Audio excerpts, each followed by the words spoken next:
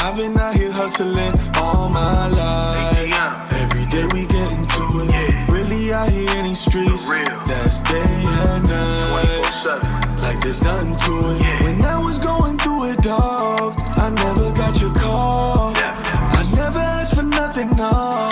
But now I want it all. I promise I'ma do it. Came from rags to riches. Rags to riches. Came from rags to riches. Rags to riches. Came from rags. You can't really think, I can't think about who's the best female seller of all time. Yeah.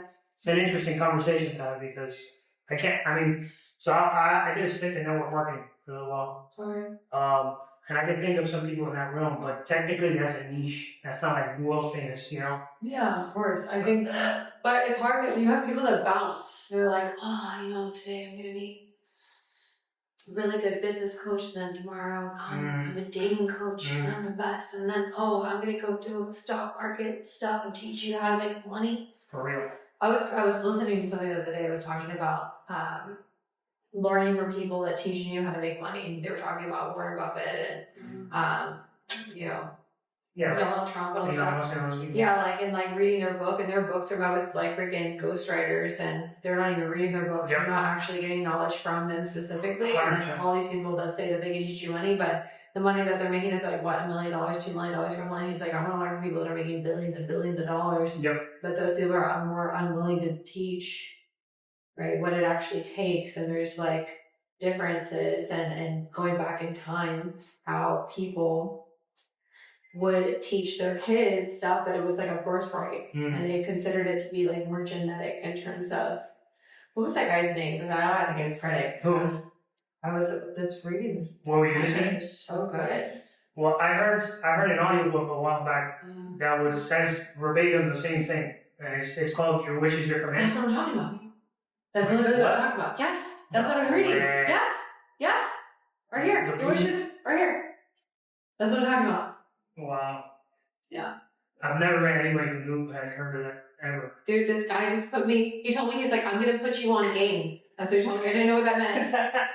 He said, I'm going to put you on game. When someone tells you that, it means I'm going to teach you some knowledge. I'm going to share some wisdom with you. Okay, well, he put me on game for sure. Because you were sharing a command.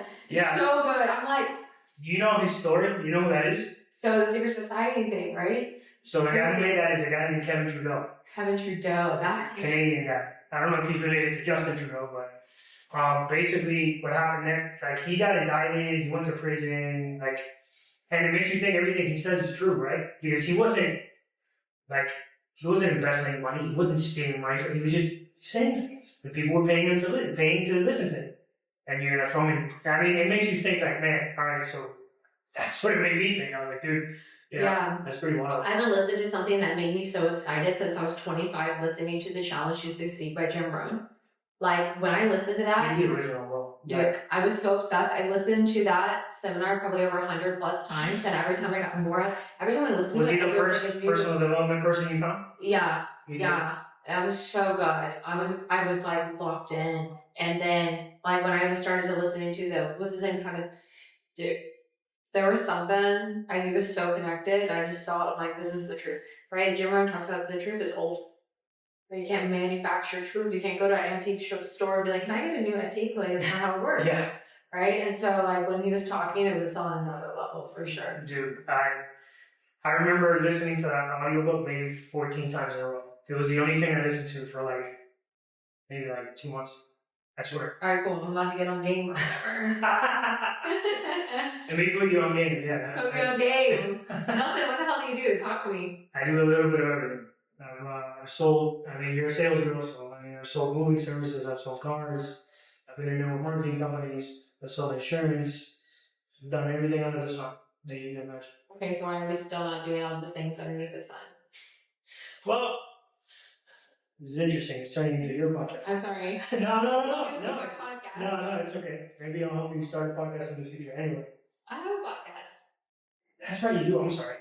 Right? It's okay. Deals and heels. Guys. Hey, this is the first time. Deals and heels, yeah. Yeah, closing deals and heels. I love your branding. Your branding is super on point. Your coloring and the captions, everything. Really, thank you. Very you. Yes. Yeah. Very me, for sure. We'll go back to you. Okay, so. All right. So, I gotta start. I'll abbreviate it, but I got indicted by the federal government in And 2021. all of you guys, what is going on? Not all of us, but yeah. Well, those us are good.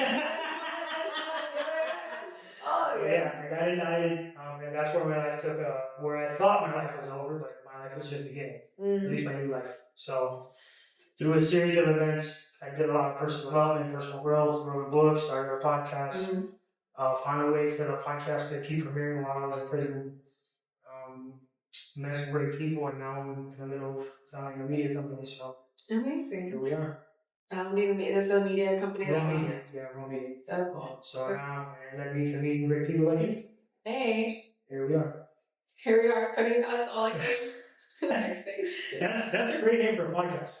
Put you on game. Put you on game. Yeah. Dude, that's really good. I told my friend because he definitely came up with that. I'm like, man, Put You On Game should definitely be a new talk show. 100%. How was the move? I know you recently moved to Arizona. Oh my god. Yeah, recently moved. My daughter, she's laughing at me because we've ordered all this furniture and stuff, so it's been coming. So like yesterday was the first time we got silverware, and so we've been using plastic silverware and stuff. And so she's like, "Mom, what the heck? Are we broke again? Like, what's going on?"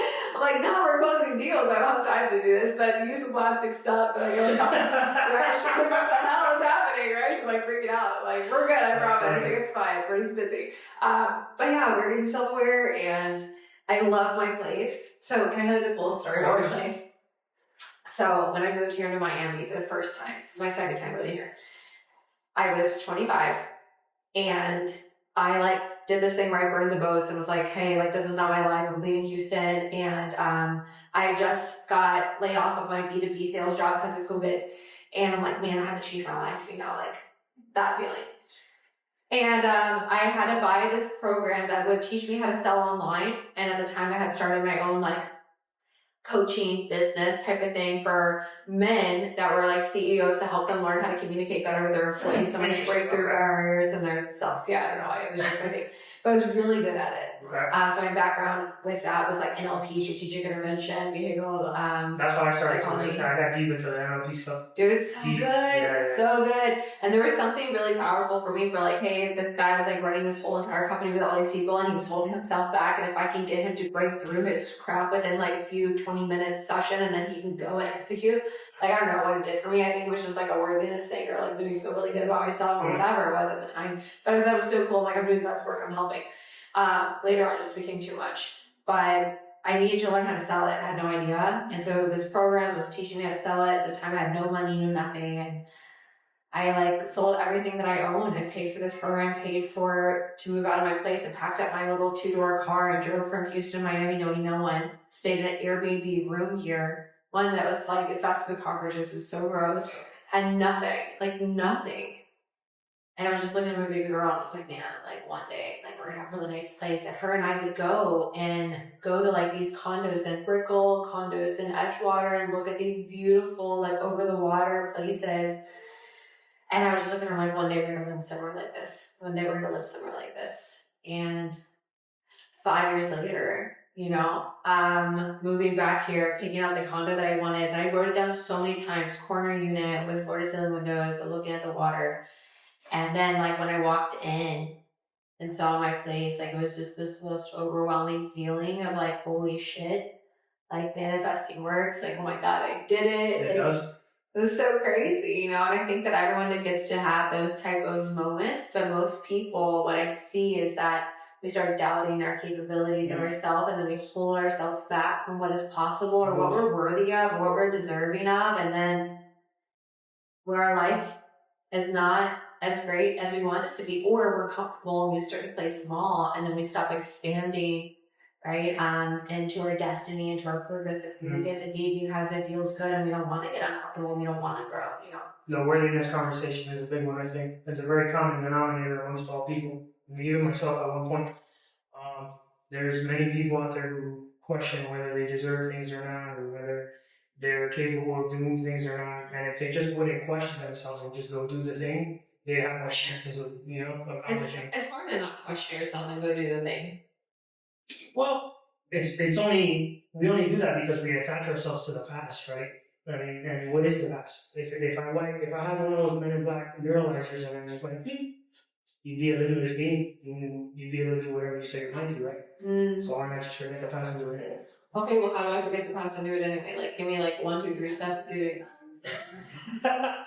You have to make a choice that, all right, so this happened 10 years ago, right? Yeah. That's gone. Life never stops moving. It's like forward. Mm-hmm. And the earth will keep rotating along after you and I are dust. So you have to realize that if you're here 10 years ago, you're literally stuck here while the moon is still, like, the world is still moving forward. So you're not just living in the past. You're like decelerating at an accelerated rate. Yeah. And that's every second you're living in the past. So until you let go of this moment, you can't even live here. Yeah, but how do I let go? It has to be a personal choice. No, I can just choose, like, hey, I'm just gonna let go of this really horrific thing that happened to me. I'm gonna just choose to let go and leave mine. You have to direct energy in one place. You can't direct energy in one place. It's true. Right? I think there's 2 components to this. Number 1, versus man's brain versus a woman's brain. Mm-hmm.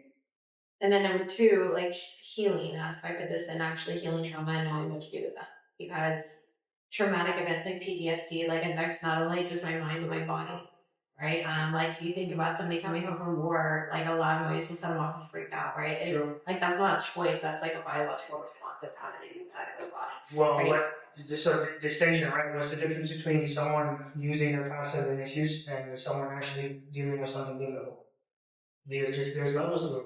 There's levels to it. I do think that a lot of us are dealing with something difficult, though, and if we don't have the right tools to let it go and actually heal, we're going to be at a deficit, because there's been many times in my life where I'm going through something really rough and I'm trying.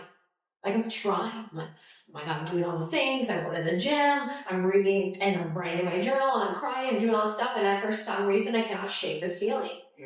And that sucks. And going back into a man's brain versus a woman's brain, you guys are, like, really lucky in terms of the fact that you can think about one thing at a time.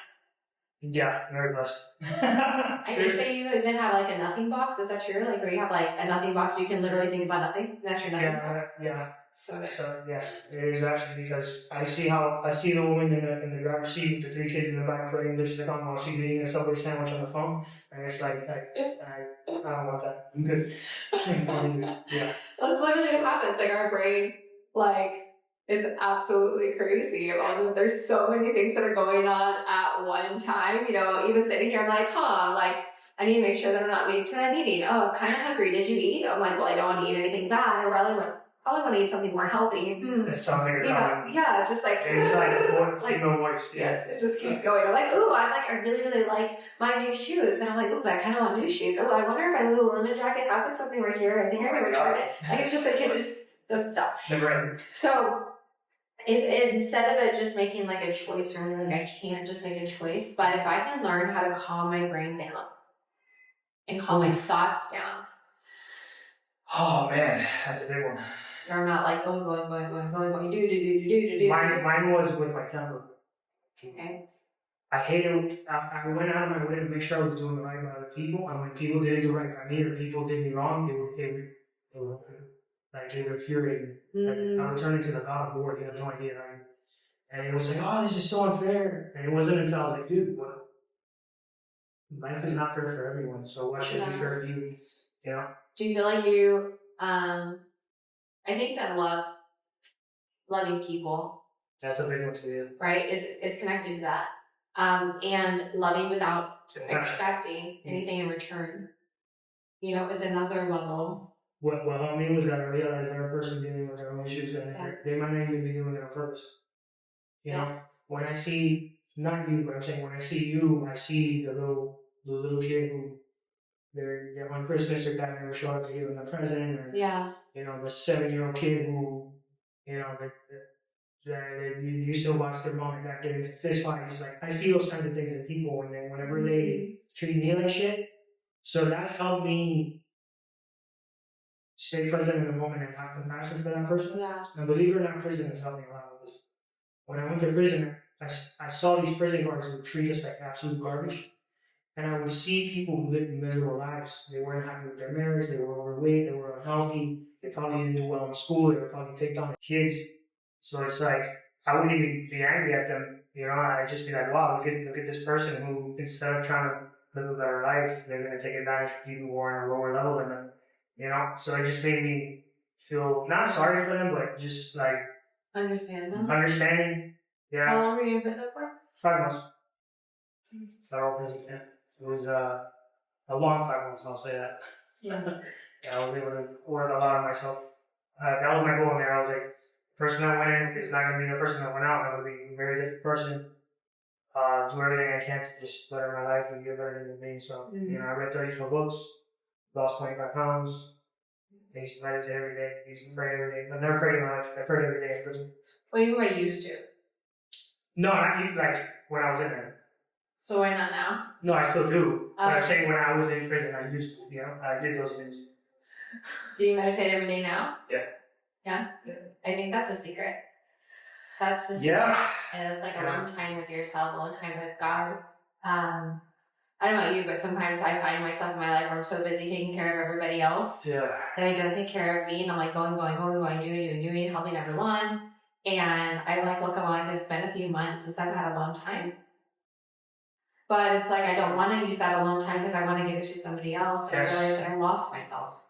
And you can't give somebody what you can't have. If you're not giving yourself time, how are you giving other people time? Yeah. You know? Like whatever you're never giving yourself, if you try to give that to another person, it's going to be either going to be incomplete or like it's not going to have foundation. It's going to fall apart. That's what I feel with love too. Like if I wasn't giving that love to myself, how am I going to give love to somebody else in a way that is whole? I think that's the human condition. We're always externally looking for things that we want instead of giving it to ourselves. You know, I found out when I stopped chasing things externally and I just gave myself a second, all I wanted was peace and quiet in my life. And once I had that, I could do anything. You know.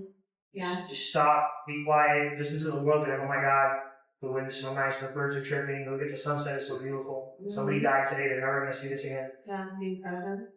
Bro, it's a huge one. It's big. Being present. Going back to letting go of the past, you know. I could hang on to the fact that, oh my God, I went to prison, I'm a convicted felon, my case was a bunch of bullshit, this and that. I could hang on to those things, but it's not going to serve it. It's not going to serve me, it's not going to serve anybody around me. Yeah, all those things happen for us. 100%. You know, I was just like, where can I find like the good in the year? Like, how can I see how this has served my life? You know, and then sometimes when it's hitting you in the face after you already know that, then you're like, where is it? This has to be happening for me for some reason. Like, please just show itself because this is freaking rough right now. You know. I've had my epiphanies. All the best lessons that I try to keep in the forefront of my mind are all things I learned in the darkest moments of my life. Darkest. Yeah. Absolute darkest, like literal darkness. Do you feel like it's because you're in a place of surrendering? Yeah, no choice. Yeah. You know, life had to break me in order for me to learn. That's how I feel. Because I had this stranglehold on what I thought was what I wanted, and unless somebody broke my hands, I wasn't going to let it go. You know? And I wouldn't say God wrote me, but He put me in a position to where I could, all right, it's hurting me to hold on to this, so I'm going to let go, you know? Yeah. So it's interesting that a medium mobile and a sales girl are having this conversation. My conversations typically go right here anyways. Yeah, mine too. They go deep. Yeah, and they go deep pretty fast, yeah. I appreciate when I run into people who can have these kinds of conversations, because not many people can do this nowadays. Everybody's stuck in the superficial world. We really do live in the regions. Yeah. You know? I like a both and, you know? I think that, because I've been in a place where I'm lost, where I'm like, I get so into this, and then I'm like, nothing matters, the reality, like all this stuff is anyways, you know? You go insane. Yeah, you're like, this is the alternate universe, we're just gonna die and come back a year later, like, have a relive. You can't go that deep down the rabbit hole. You know, just go, they're like, well, nothing, like, this is superficial, this doesn't matter, why would I pay this for that? And then there's, like, the other side where I'm like, hey, you know, like, I want a nice-ass dinner, you know? I want to have beautiful shoes that make me feel alive. And then when I put them on, like, thank you, God, for the people that made this idea of these shoes, you know, that make me so excited and happy, right? So there's a both and that gets to happen here. Take it from a guy who's taken an exotic vacation or two. I agree completely. Yeah. It's nice to experience the nicer side of life sometimes. For sure. You know, if you don't experience both spectrums of life, you can never determine what's right and what's wrong for you. Because what's right and what's wrong is different for everybody. It's all perspective at the end of the day, right? Some people are having that being a beach bum. Some people want a nicer kind of life. So I think it's about just being happy, right? You know, like happy's a little bit of word. okay, like being in a good state of mind. There we go. Right? That, so like, that I can subscribe. I'm like, okay, like how can I get into a place where I'm good internally and my nervous system is regulated? Like that's all I care about. Because if you wake up, I don't know about you, but sometimes I wake up, there's like anxiety in my chest. I'm like, shit, I would love to do today. There's so much stuff. Yeah. Like, what can I do in this moment to like help me 100%. feel good? Or if I'm in the office and I've been going all day, I'm like, dude, I need to be by the water right now. I need to remove myself. I need to walk and I'll come back. Or I need to be around people, or I need to be around myself. Like, and just, I think like growing up and learning yourself, you just start to know you, and like your job is to take care of you. Like, hey, this is the little girl inside of me. Like, I want to take care of her. We gotta love on her. Like, what do you need, baby girl? What? You need to go have a timeout? Okay, let's go do it. You know, but like being more aware of that because we're so used to pleasing everybody else. Come to this meeting, come to this dinner, come to this. And I'm like, I've learned, this is a secret, my friend Melissa Watsy told me this, that you put your hand on your heart and you just breathe in and you're like, does this feel good to me right now? And if it doesn't, then leave. And if it does, then great. You know, does this person being around their energy, does it make me feel good? If I feel anxious in my chest, it means I feel out of alignment. So they say that each body part has to do with a different part of different feeling. So like worry affects your liver, anxiety affects the heart, stress affects like each organ is trying to tell you something. Interesting. Different. I know that. I remember that the liver has to do with worry. Like when you start worrying too much, you feel this sort of pain here. When I get stressed out, my stomach is on fire. Interesting. My stomach is just like unbearable. And just the second I just take a breath, or like go do some yoga, close my eyes, and like let this soak in some sun, it's gone. Immediately. And the problem is still there. I'm gonna walk back into the office and it's probably gonna hit me because I've been letting it fester for 30 minutes. But the difference is the person that's handling the problem is more capable. Ooh. You know? So it's like. I was deep. Gonna say that again. The difference is that the person that's handling the problem is more capable. Yeah. And if you're more capable of handling your problems, then they'll get solved faster. Yeah. People are looking for this perfect life with no problems instead of improving yourself to be the person capable of handling all those problems, you know? It should be, it's backwards, you know? That going back to what we were talking about earlier, that's what I realized. It's not about like wishing for this perfect life. Everybody has issues. He has cancer, his mom died, you know, the other guy's going bankrupt, I went to prison. Like everybody's having an issue. That doesn't give you the right to be like, oh my god, my life sucks. Like, no bro, everybody's life sucks to an extent. You know? It's learning how to be in responsibility in the mess. Right? And like how does this version of you show up? I love that because like sometimes like I'm having a really rough moment. I'm like the version of me that is gonna react right now is not good. Like I need to go take care of myself because the highest version of me, the calm version of me, the grounded version of me, the secure, the love, like in a place of love and abundance, like this version, she makes decisions very, very differently. Very different. Right? Because emotions are high, intelligence is super low. Right? And so if I'm like fucking pissed, I'm like, oh, I have to learn. And that's the hardest thing because I'm so stubborn. I'm such a stubborn, I'm a Taurus, like very stubborn. I want my way. I will keep going till I get my way. May or April? What? May or April? May. Okay. May. Like May, late May? Early May. May 5th, 4th? 6th. May 6th. I'm a Taurus, Scorpio, Virgo. That was a good guess. I was up around it. That was a good guess. It was a really good guess. And I think that, like, I'm just so stubborn, and I think of learning how to be in my self-control. Like, it's a very, very bull-like. Oh, yeah. I'm like, because I feel like I'm right. That's the thing. It's like, I made a lot of decisions to become the woman I am, to be in responsibility and, like, to grow. And so, like, if there's something there and I'm pushing it, it's because I know with absolute, like, full certainty in my body that it would be helpful, that it would be encouraging, that it's an integrity. And so if there's something else going on, like, why? And so, like, but I've learned, like, that version of me sometimes doesn't serve everyone around me. And I learned how to, like, retract my energy and pull it back in, and learn how to, like, drop into my femininity and just surrender to the moment and be like, whatever's supposed to happen gets to happen. Versus, like, because when I'm trying to force something, I can feel the anxiety again. And whenever I'm in flow, everything is fucking easy. Super easy. So easy. It's just feels so good. That's why, like, the apartment was having so many issues, and then the next day I'm like, 2-minute walk. I walk over to the place, the lady's right there. They had opened the doors to the place because there's a bird trapped inside. So I walked in, the doors were open, they were standing there at the door.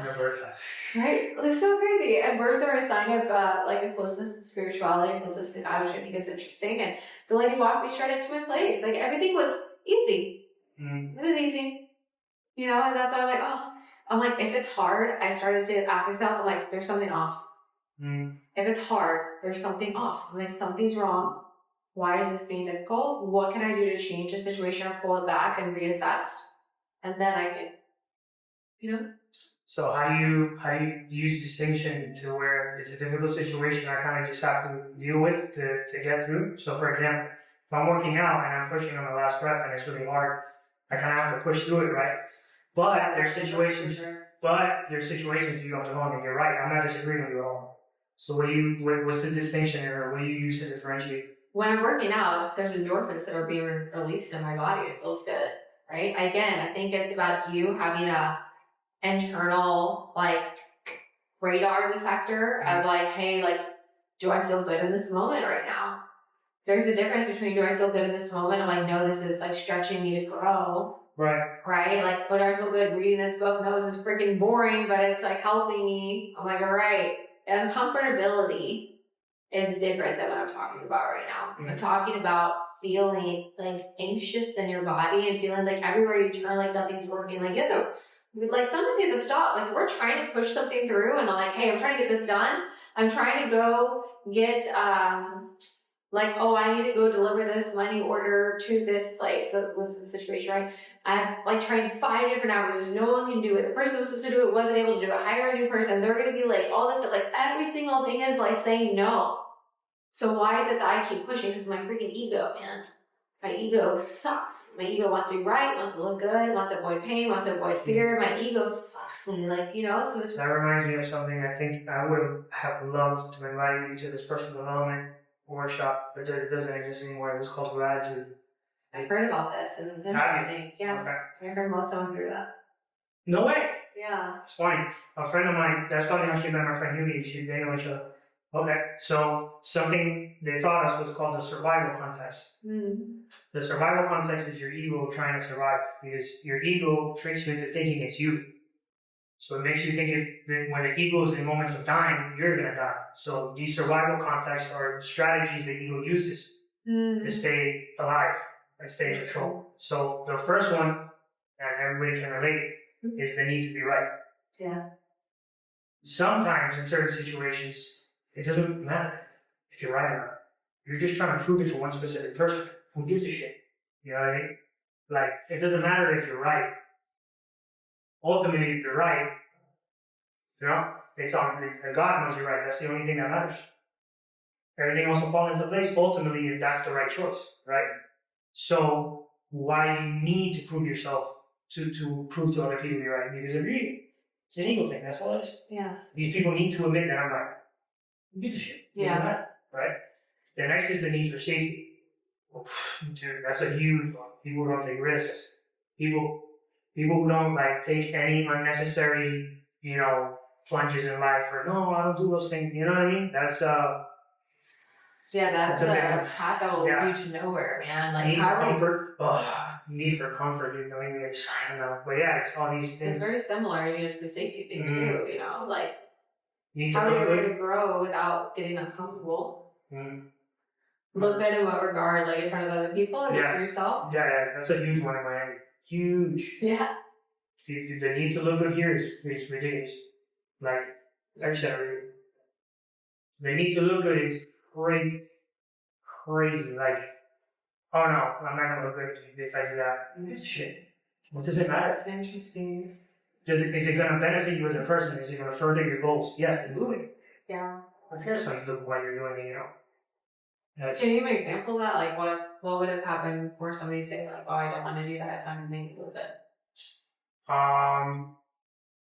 When certain people don't want to see me in public with each other, that's a great example. That happens often in Miami, right? So I just went through that recently. Well, you know, it's different. You're going through the situation. But what I'm saying is, like, these are friends, like, that know each other. or family members say, oh no, I'm embarrassed to be seen. Why? That's your father, that's your mother. It's ridiculous. You know what I mean? That's a an immediate example I can think of, you know. Oh no, if I try this business and I fail, I'm going to look really bad. Okay. Is that really, that's what's Because you're going to be stuck forever, man. Like, that's even more scary. You choose your heart.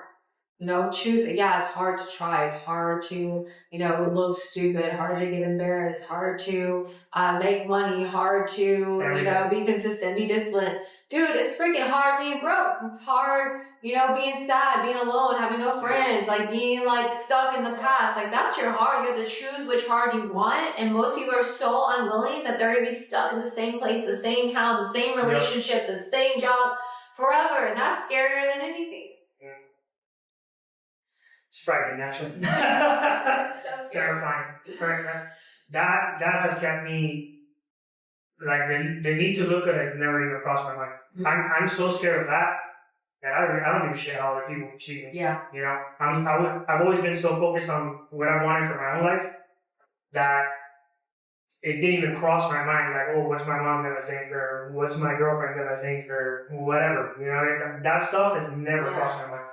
And the worst part about it is most people are like, oh, what are other people gonna think? They're not even thinking about their family or their loved ones. They're just thinking of people in general. People are not thinking about you. No one gives a shit. No one is thinking about you. I promise you, people care about themselves. 100%. They're not worried about you at all. I think that's a huge lesson. Huge lesson. Or comparing ourselves to others. Like, well, they're doing it, I'm not. Like, I'm so careful with my mind.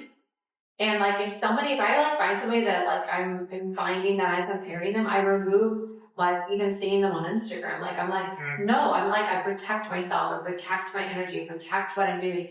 But I promise you, no one's thinking about you. Not at all.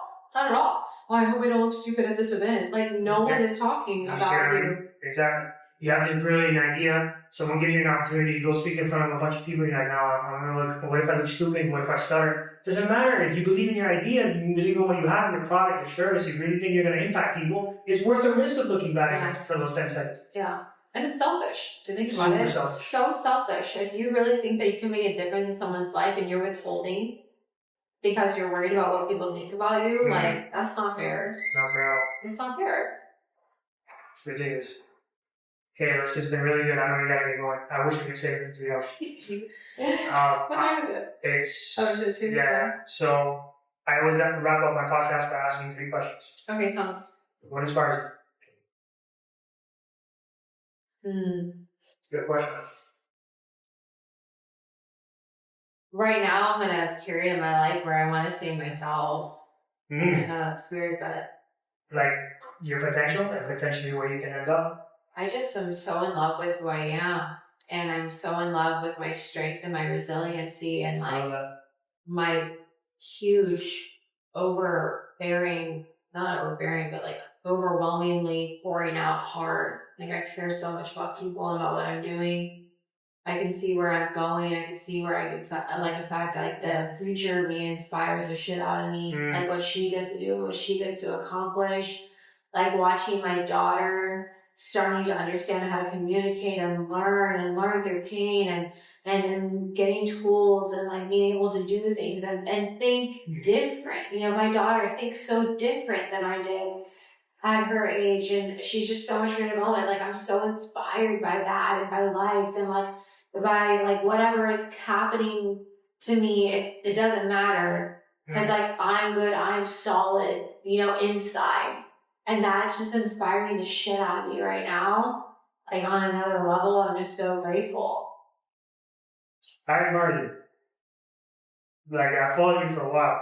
Really? Yeah. Amazing. And then, funny enough, you know 6 degrees of separation, you know what that is? Yeah.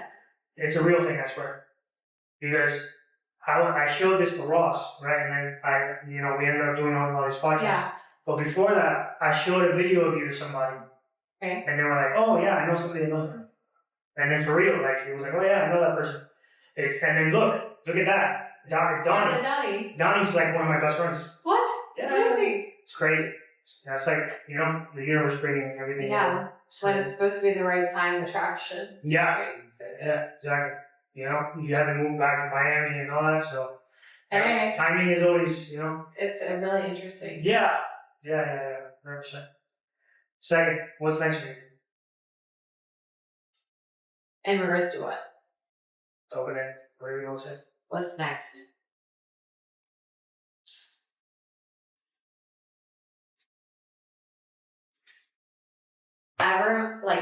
Ever since I've been really young, I've always been just so ambitious and like, I'm gonna do this, I'm gonna do that, I'm gonna do this, right? And like, for me, like right now, like there's certain levels that I want to create in our company. There's certain people that I want to like be able to support and all that stuff. But right now, I'm like, again, pulling back my energy. How do I develop the girls underneath me? How do I make sure that they're good? How do I make sure all my processes are freaking streamlined? Like, how do I make sure I clean up so that I can do a next push and scale? Like, it's not about like the destination, it's the journey right now. I'm just like, okay, like I'm pulling it back in and I feel like really responsible in that sense and just really making sure everyone's good and making sure that we are speaking life into people, like everything that I'm doing right now is like, I'm fully just stepping into the most authentic, fullest version of myself. It's not just sales training. It's also impacting women on a personal level. Like, I don't care if you make more money. Like I do, I really do. But if you make more money, you're not fulfilled, right? Or if I can't help you break through stuff that you've been going through and you don't understand how amazing and powerful and incredible you are and worthy you are and learn how to love yourself and learn to go through the trials and the tribulations and still be good, like I'm not doing my job. So I want to light a fire into every single woman's heart that I meet and show her what she's capable of.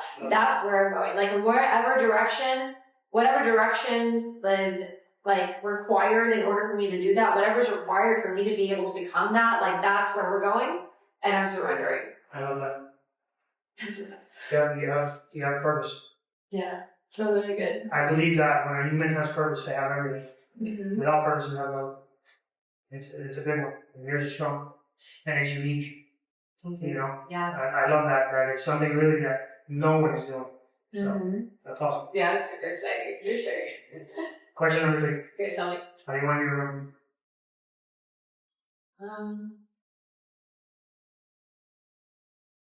See, that's a weird question because it's like, how do I want to be remembered? And like my ego is like, oh yeah, best of all time, on stage, millions of people have impacted, legacy, my family, like being able to change the lives of all my family, all this stuff. What's the other side saying? What's the other side of you saying? The other side is, man, I'm just like, I get messages sometimes that are like, hey, listen to your story, and because of you, I've had the strength to leave an abusive relationship that I've been in forever. That's everything. I just want to continuously impact one person at a time. I really want to do work in other countries. I want to go into third countries and help women and kids that have been through domestic violence or sexual assault or being trafficked and like give them tools like, healing and sales skills so they can have a different life. Like that's what I really want to create and build and whatever I can do in that. And again, but it's just like, it's the little wins here and there. Like just like, hey, thank you. Or like somebody messaged me like, thank you so much for like working with my wife. Like you have no idea what it meant for her and like how she is right now. Like that's everything, Thanks, man. Hopefully, we'll do this again. Yeah, let's do it for sure. Awesome. And I want to hear your purpose. What's your purpose? Real fast. I want to hear your purpose. My purpose? Yeah. Stay chase wisdom and share Chase wisdom. Share it with the world. Oh yeah. Put them on game. Put them on game. Alright guys, that was another episode of the Montana Method Podcast. Special guest Kayla Hodges. Woo! This was a lot of fun. Push it to live it. The world is yours. You're not chasing a dream. Life is meaningless, guys. Say goodnight to the bye. Hey. Alright, Amazing. I've been out here hustling all my life. Every day we get into it. Really out here in these streets. That's day and night. Like there's nothing to it. When I was going through it, dog, I never got your call. I never asked for nothing, no. But now I want it all. Promise I'ma do it. Came from rags to riches. Rags to riches. Came from rags to riches. Rags to riches.